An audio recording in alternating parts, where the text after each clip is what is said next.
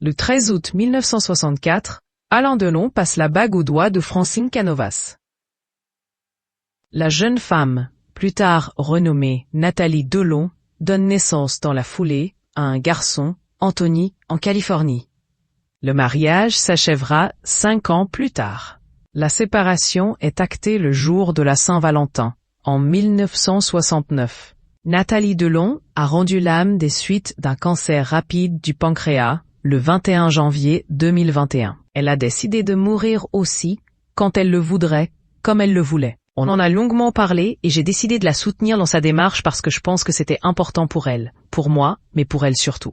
Explique son fils dans une interview diffusée par TV5 Monde 1 an après sa mort. Aux portes de la mort, Nathalie Delon aurait formulé d'étranges prémonitions. Dans le livre Les derniers mystères Delon, tous ses secrets révélés paru aux éditions Robert Laffont, le biographe d'Alain Delon donne la parole à Dany Jucco, une amie de 40 ans. L'ex-grand reporter à Paris Match racontait les 18 longs mois de combat contre la maladie. Celle-ci évoque ses appréhensions concernant la fratrie Delon. Tu verras, quand Alain va mourir, ils vont se déchirer pour l'héritage. Ça va être horrible. J'espère que je ne serai plus là pour voir ça, aurait pressenti l'actrice et cinéaste dans un moment de lucidité avant de rendre l'âme. On ne pouvait avoir meilleure vision de l'avenir. Malgré leur séparation, Alain et Nathalie Delon étaient restés proches. La mère d'Anthony a d'ailleurs passé son dernier réveillon avec l'acteur. Nous n'avons pas prononcé un seul mot.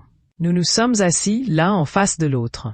Je l'ai regardé. Je l'ai vu mourir, raconte ce dernier dans une interview accordée à Bonte. Dans ce même entretien, Alain Delon certifie avoir su qu'elle allait partir. Elle pensait que ça ne sert à rien d'être ici quand on ne peut plus rien faire. Et je lui disais qu'elle avait raison, et que je serais malheureux après, quand elle serait partie, complète-t-il dans les colonnes de Paris Match. Très éprouvé par sa mort, celui-ci n'a pas assisté à ses obsèques.